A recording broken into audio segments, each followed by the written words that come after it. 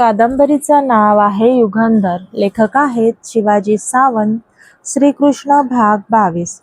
सुशीलनं हाती दिलेलं भूर्जपत्र मी एकांती वाचू लागलो. ते भूर्जपत्र नव्हतंच. होता मला न बघताच मनोमन मला वरलेल्या एका मनस्वी क्षत्राणी स्त्रीच्या हृदयाचा निर्वाणीचा आकांत. तिने स्वहस्ते मयूरपिसाच्या लेखणीने मुक्तपणे लिहिलं होतं. श्रुत्वा गुणान् भुवन सुंदर शृण्वन्ता ते निर्विश्य कर्णविवर हरतो वाङ्मतापं रूपं दृश्यां दृशिमतां खिलार्थलाभं त्वयच्युता शविशति चित्रं पत्रं मे. ती लिहित होती, त्रिभुवन सुंदरा श्रीकृष्णा, तुझे गुण जे ऐकतात त्यांच्या अंगचे त्रिविध ताप क्षणार्धात नाहीसे होतात. त्याचे जन्म कृतार्थ होतात. ज्यांनी तुझं रूप नयनात साठवलेलं असतं, तुझी ही कीर्ती ऐकून मी लज्जारहित मनानं तुझ्याच चरणांचा ध्यास घेतलेला आहे. मी तरी याला काय करू सांग. जनाची आणि मनाची लज्जा तुझ्याच चरणाशी त्यागून हे पत्र मी तुला लिहित आहे. तिचा हा पत्रारंभ माझ्या मनाची न तोडता येणारी पकड घेऊन गेला. ती याच्यात होती निखळ निरपेक्ष प्रेम. मी तरी आजवर याहून वेगळं काय केलं होतं, यापुढे करणार होतो. निखळ निरपेक्ष प्रेमयोग, हेच तर माझ्या जीवनाचं सार नव्हतं काय. कुतूहलानं स्वतःला विसरून मी ते पत्र पुढे वाचू लागलो. मधुसूदना, तुझं शील, कुळ, वय, तेज, धन, विद्या, रूप, सामर्थ्य, वाणी ही सर्वच केवळ अतुलनीय आहेत. तेव्हा नावासारख्या त्रिभुवन मोहन असलेल्या तुझ्या चरणी विवाहयोग्य झालेल्या माझ्यासारखेनं आपलं जीवन प्राजक्त समर्पित केलं तर त्यात आश्चर्य ते काय. तिनं माझ्या नावातील कृष्ण व श्रीकृष्ण दोन्हीही अचूक शब्दात पकडले होते. तिच्या बुद्धिकुशलतेवर दाद म्हणून मी स्वतःशीच हसलो. वाचू लागलो, हे प्राणमोहना, काय हवं ते म्हण मला तू. तुला मी मनोमन वरला आहे. त्यासाठी यावेळी जे आवश्यक व इष्ट असेल ते वेळीच करताना यत्किंचितही हयगय करू नकोस. तिच्या पत्रातील भावलालित्यानं चकित होऊन मी पुढे वाचू लागलो. तू मृगेंद्र आहेस, लक्षावधी यादवांचा वनराज आहेस, पण आपला वाटा चपळाईने घेऊन जाण्यात तू यत्किंचितही अनुमान केलास तर त्याच्यावर शिशुपालरूपी कोल्हा केव्हाही तुटून पडणार आहे. मग त्याची लज्जा कोणाला राहील. कावळ्याने गरुडाचा वाटा पळवावा तसं ते होणार नाही काय.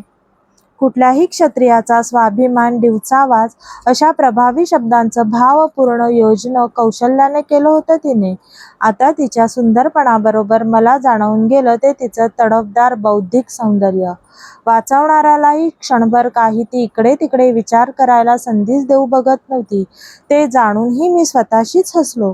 ती लिहित होती, तुला पत्र पाठवण्याचं माझं हे केवढं औद्धत्य आहे असंही तू म्हणशील, पण ते काय वाटेल ते का असेना. तुझ्यासाठी मी कुल, शील, सर्वस्वाचा त्याग करायला सिद्ध झाले आहे. आत्तापर्यंतच्या पत्रात असलेली बौद्धिक चमक तिने पुढच्या मजकुरात शिगेला नेली होती. एखाद्या किशोराला त्यात हुतुतू व सूर पारंब्यासारखा खेळ कसा खेळावा हे त्याचं गुरूनं हात धरून शिकवावं तसाच हा भाव होता. स्त्रियांतील चतुरा ही तिच्या ठायी सर्व गुणांसह नांदत होती. तर ती लिहित होती, तू विवाह समारंभात प्रवेश केल्यावर तिनं विघ्न उपस्थित होईल अशी तुला कदाचित शंका येईल, पण त्याविषयी तू निशंक राहा. विवाहाच्या आदल्या दिवशी सीमेवरच्या अंबिकेच्या दर्शनासाठी वधूने सीमेवर जावं अशी आमच्या भोजकुळाची प्रथा आहे. ज्यावेळी मी अंबिकेचे दर्शन घेण्यासाठी माझ्या सख्यांसहित तिथं येईन त्यावेळी तू रथ घेऊन तिथं उभा राहा.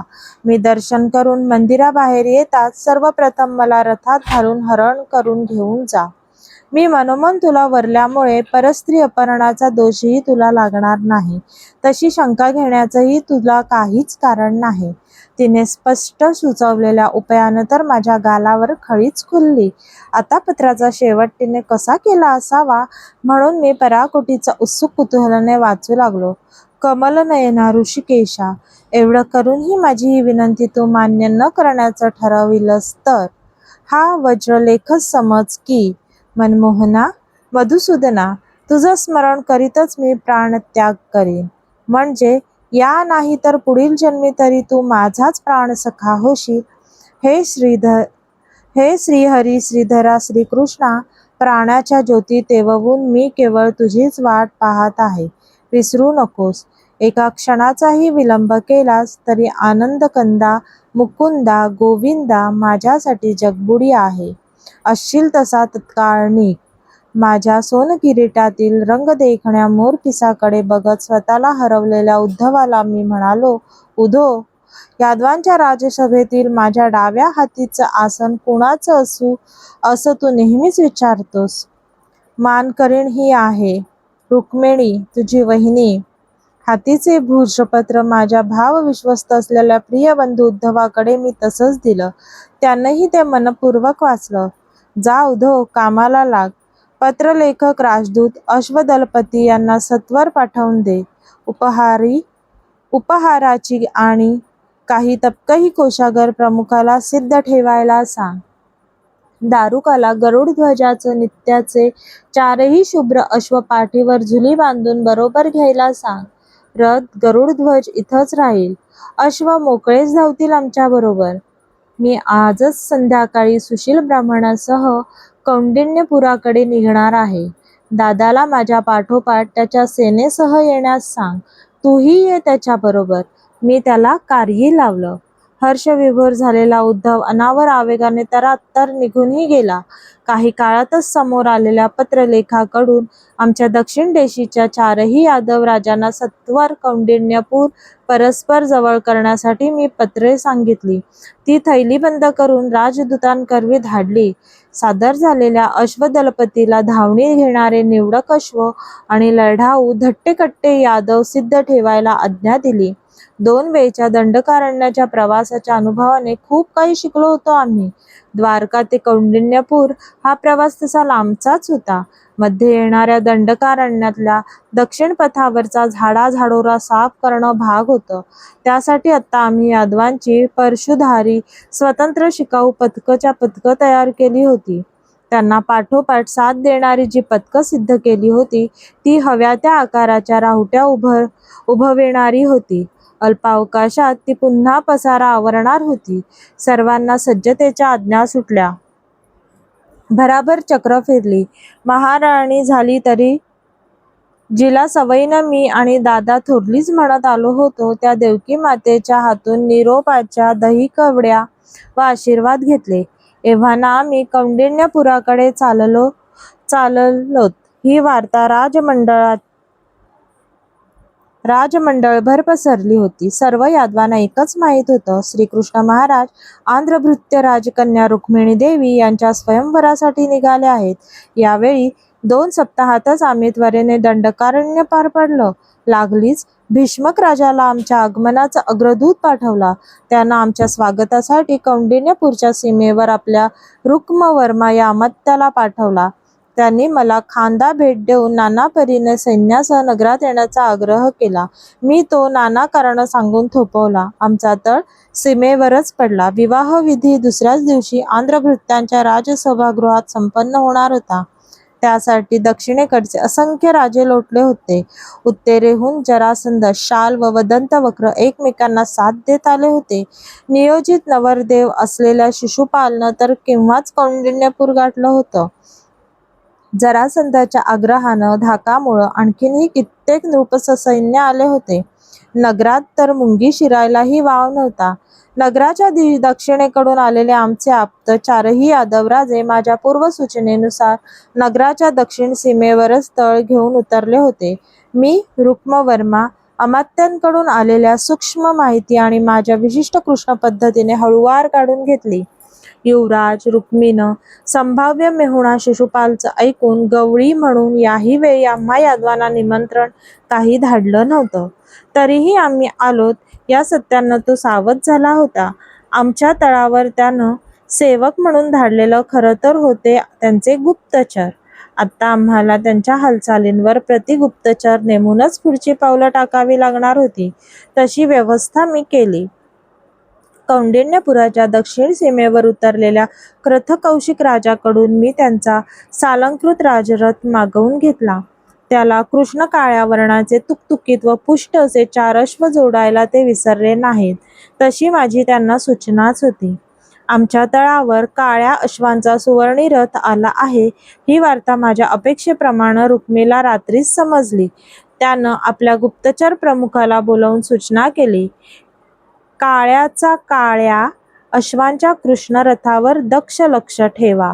तो केव्हाही काहीही काळबेरं केल्याशिवाय कधीच राहणार नाही. आल्या आल्याच मी सुशील ब्राह्मणाला कानमंत्र देऊन विदर्भ कन्येकडे एकांत भेटीसाठी धाडलं. तिला निरोप दिला, मी आलो आहे, चिंता करू नकोस, निर्भय राहा. राजकन्येच्या विवाहांचा मंगलदिन कौंडिण्य नगरीवर उजाडला. त्यांची राजवस्तू मंगलवाद्यांनी निनादून उठली. उंची राजवस्त्र पांघरलेले स्त्री पुरुष विवाहवेदीजवळ एकटवले. भव्य विवाहवेदीजवळ आपल्या चेदींच्या पिळदार जरीकाठी पागोट्यावर भरघोस मोत्यांचा डुलत्या मुंडावळ्या बांधलेला शिशुपाल उभा राहिला.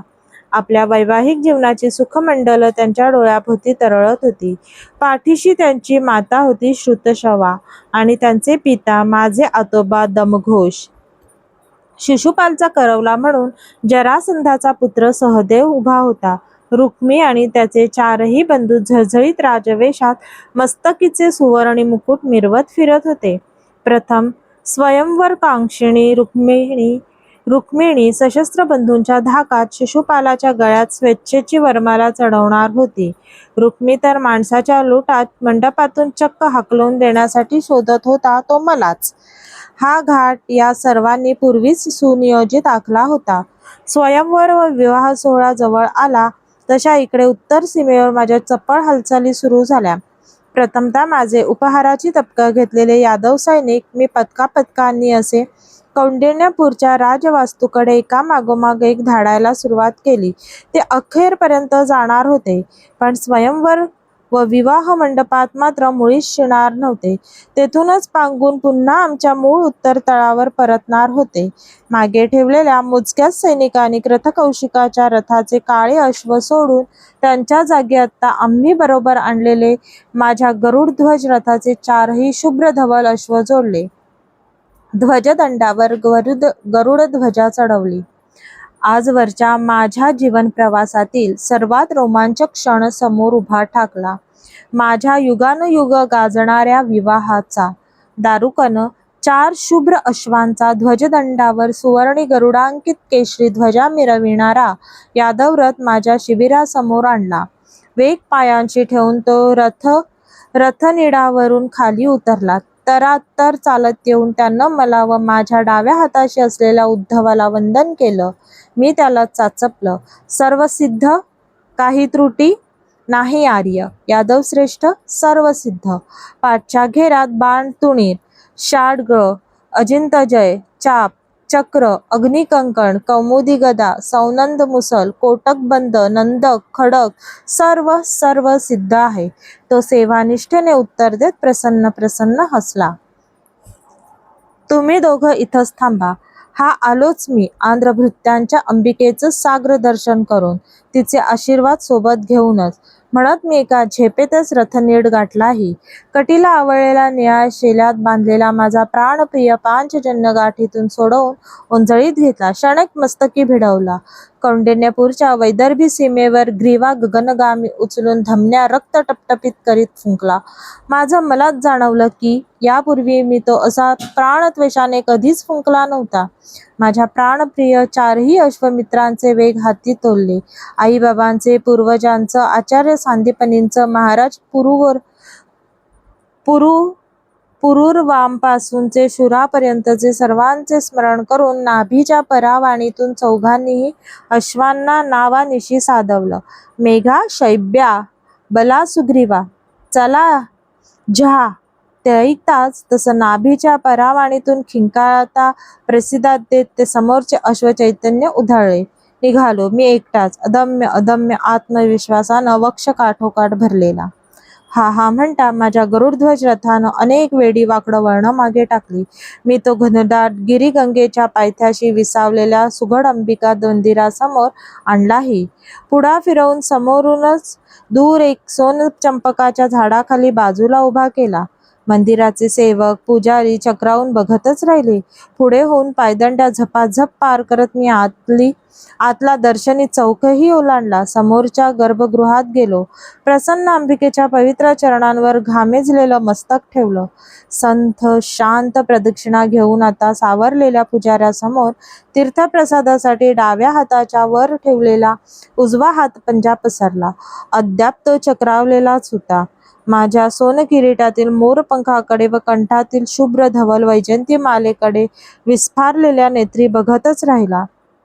गोंधळलेल्या स्थितीतच त्यानं दिलेला तीर्थप्रसाद मी ओठांआड केला.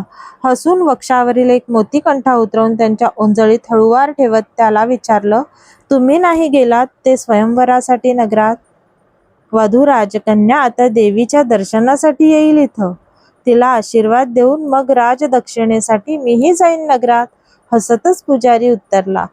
कंठ्याकडे बघत मी पुटपुटलो, माझी तुम्हाला हीच दक्षिणा. सगळं नगर तिकडे स्वयंवरासाठी मंडपात लोटलं होतं. इकडे मंदिरात आता तर मोजकीच माणसं होती. मी ते माझ्या जीवनाचा मर्मबंधाची स्मृती ठरणारं मंदिर बाहेरून भोवतालं फिरून पाहिलं. पुन्हा पायदंड्या उतरून माझ्या गरुडध्वज रथात आलो. घेरातील बैठकीवर निवांत बसलो. विचारात गडलो. काही पळातच प्रथम कितीतरी अश्वांच्या दौडत्या टापांचे खडखडात लैट कानावर पडले. ते वाढत चालले. पाठोपाठ कितीतरी वाद्यांचा प्रचंड संमिश्र कल्लोळ मागून येऊन त्यात मिसळला. मी सावध झालो. उठलो. काही क्षणातच सशस्त्र अश्वसादांनी मंदिराला घेरा टाकला. ते वधू राजकन्येचं संरक्षक अश्वदल होतं. मागोमाग प्रथम पायी चालणारे कितीतरी भगवी व शुभ्र वस्त्र धारण केलेले दाढी जटाधारी ऋषीमुनी खडावा खटखटावीत प्रवेशले.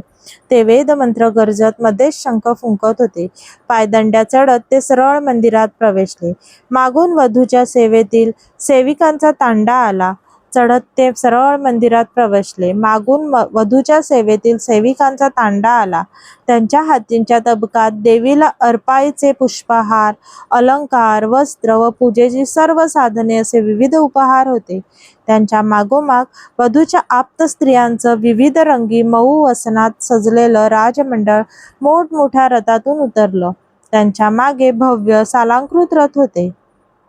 वधूच्या पाचही बंधूंचे. सर्वात शेवटी होता वधू राजकन्येचा, रुक्मिणीचा सालंकृत सजलेला भव्य सर्वात उंच राजरथ. तबकधारी दासींना पुढे ठेवीत राजस्त्रियांचे मंडळ मंदिरात कलकलत प्रवेशलं. पाचही राजपुत्र आपापल्या अश्वांचे वेग रक्षकांच्या हाती फेकून सेनापती व निवडक शस्त्रधारींसह मंदिरांच्या पायदंड्या चढू लागले. मंदिरात गेले. दृष्टीआड झाले. महाराज व महाराणी काही विधींसाठी मागच राहिले होते.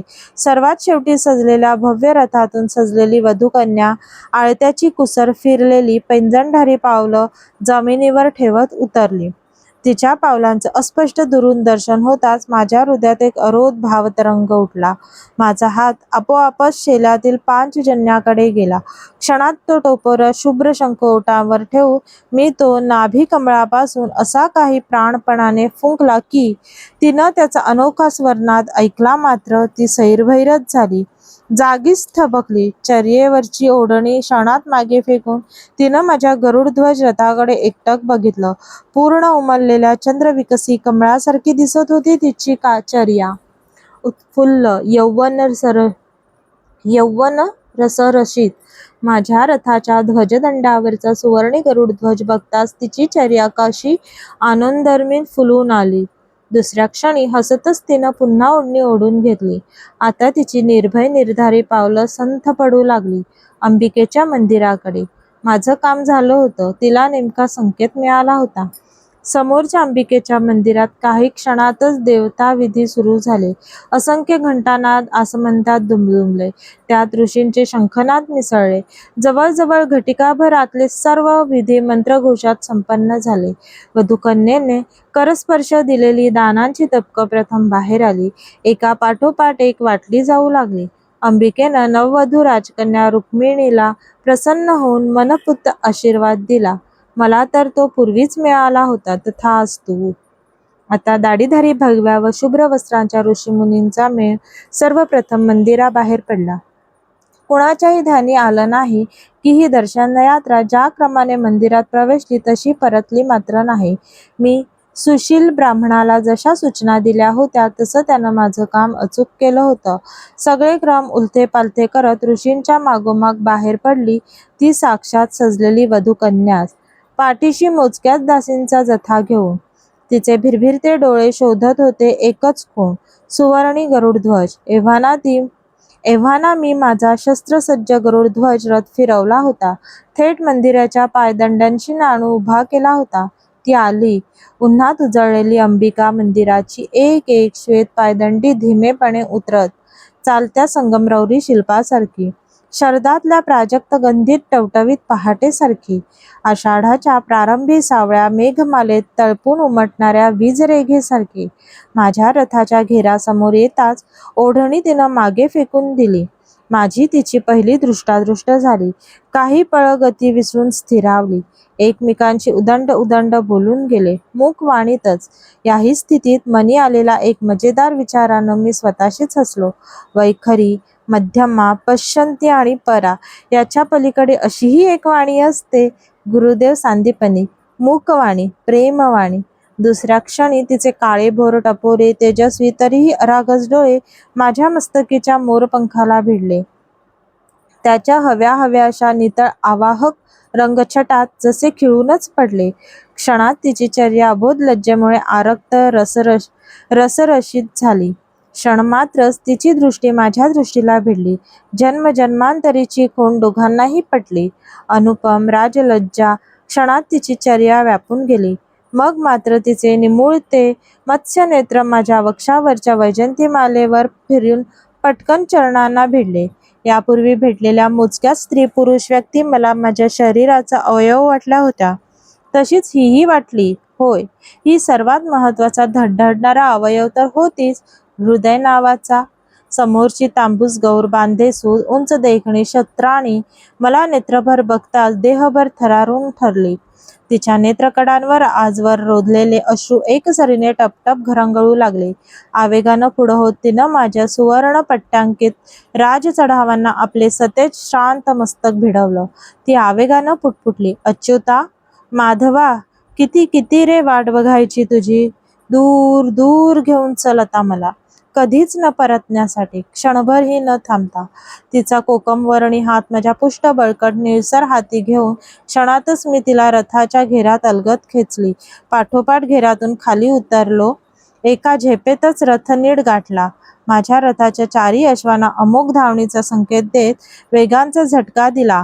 मेघा, बल्ला, शैब्या, सुग्रीवा, झा झा. पुढचे खूर उंच उंचावून चारही अश्व समजूतदारपणे एकदमच केवढ्या तरी मोठ्या भेदक खिंकाळले. दुसऱ्या क्षणी अमोघ धावणी घेत उधळलेही. तसं बाहेर आलेल्या ऋषींच्या मेळातील कित्येकांनी फुलांच्या ओंजळी उधळल्या. आशीर्वादांसाठी जपमालधारी हात उंचावले. कित्येकांनी गगनभेदी शंखनाद उठवले. त्या सर्वांनी माझ्या रथाची गरुडध्वजा अचूक व केव्हाच पारखली होती. माझा यादवरथ प्राणप्रिय रुक्मिणीचं क्षत्रिय संमतबलात हरण करून अंबिकेच्या साक्षीने आंध्रभृत्यांच्या नाकावर अश्वटापा आपटीत उधळला. मी रुक्मिणीचं क्षत्रियांना गौरवास्पद असलेल्या, मान्य असलेल्या पद्धतीप्रमाणे रीतसर हरण केलं होतं, तिच्या इच्छेप्रमाणे. रथ कौंडिण्यपुराच्या उत्तर सीमेवर आणला. उद्धव दारुक माझी वाटच बघत होते. नुकताच द्वारकेहून ससैन्य आलेला बलरामदादा आपल्या तळावर विश्राम घेत होता. मी खाली उतरलो. आता दारुकानं रथावरची आपली जागा घेतली. मी उद्धवासह घेरात चढलो. आम्ही दंडकारण्याच्या रुखाने निघालो. दादा मागच राहणार होता. मंडपातील अनेकांचा त्यांना मध्येच थोपवून अंगावर घेत समाचार घेणार होता. माझ्याबरोबर होतं आमचं व दक्षिणेच्या यादवांचं प्रचंड जोड अश्वसैन्य. तिकडे कौंडिण्यपुरात हल्लकल्लोळ माजला. अनावर संतप्त झालेल्या युवराज रुक्मी स्वस्थ बसणार नव्हता. चपळाईची धावणी करून आम्ही रथासह दंडकारण्याच्या दक्षिण पथाच्या मुखावर आलो. इथं प्रश्न आला रथाचा. तो सोबत घेऊन काही दंडकारण्य पार करता येणार नव्हतं. आता तो रथ कृतकौशिकालाही देता येणार नव्हता. दारुक, उद्धव त्याचाच विचार करत होते. मी त्यांना तोड सुचवली. या पथावरच्या वनवासी जमातीच्या राजाला तो रथ देऊन टाकावा. त्याच्याकडून मध व बराच काळ टिकणारी रानफळं आणि दिव्य वनौषधी घ्यावात. तसं आता यादव सेनेत एकमेव स्त्री असलेल्या रुक्मिणीसाठी एक बंदिस्त डोली आणि काही आदिवासी सेवकाही घ्याव्यात तिच्या सोबतीसाठी. आमच्या मागून पाठलागावर येणाऱ्या रुक्मीला शक्य तेवढं रोधण्यासाठी अटही त्याला घालावी. माझ्या दलप्रमुखाने वनवासी राजाची भेट घेऊन हे साधलं. चपळाईचे धावते पडाव टाकत आम्ही दंडकारण्य पार केलं. शस्त्रधारी सैनिकांच्या बंदिस्त डोलीत बसवलेल्या विदर्भ कन्येला घेऊन आमचं शिस्तबद्ध अश्वसैन्य अवंतीजवळ आलं. आता द्वारकेहून स्वागतासाठी आलेले राजरथ व मोजकी गजदळं इथं आम्हाला मिळाली. आचार्य सांदीपनी आता परिवारासह द्वारकेत होते. त्यांच्या उत्तराधिकाऱ्याने सांभाळलेला अंकपाद आश्रम मात्र याच परिसरात होता, शिप्रेकाठी. आता तर तो अधिकच कार्यरत झाला होता, भरभराट आला होता. कौतुकानं ही माहिती उद्धवाने आपल्या वहिनींना सांगितली. तसं रुक्मिणीनं माझ्यासमोर आग्रहच धरला, आचार्यांचा आश्रम एकदा तरी बघण्याचा. माझा निरुपाय झाला. उद्धवासह मी तिला शस्त्रधारी सैनिकांचं संरक्षण देऊन आश्रमासाठी काही भेटवस्ती देऊन तिकडं धाडलं. अवंतीच्या सीमेवर शिप्रेकाठीच रुक्मिणी व उद्धव परत येण्याची आम्ही तळावर प्रतीक्षा करीत थांबलो होतो. त्यांना परतायला 2 दिवस लागले.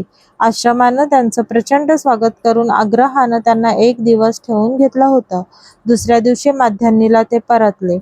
तसं द्वारकेकडे पुढे जाण्यासाठी आमच्या तळावर चपळ हालचाली सुरू झाल्या. सेनेची बांधाबांध चालू असतानाच अवंतीच्या दक्षिणेकडून प्रथम प्रचंड रणवाद्यांचा कल्लोळता नाद कानी आला. पाठोपाठ दौडत्या अश्वटापांनी आमचा तळ अचानक घेरूनही टाकला. तो होता रुक्मी. काटेफळाच्या लालबुंद बोंडासारखी चर्या झालेला. भगिनीच्या अचानक झालेल्या हरणामुळे संतापानं निकशिकांत पेटून उठलेला. जर का तुम्हाला माझं हे सादरीकरण आवडलं असेल तर माझ्या भैरवी या चॅनलला लाईक, शेअर आणि सबस्क्राईब करा. तसंच बेल बटन प्रेस करायला विसरू नका, जेणेकरून तुम्हाला पुढील भागाचं नोटिफिकेशन अगदी लवकर मिळेल. थँक्यू. धन्यवाद.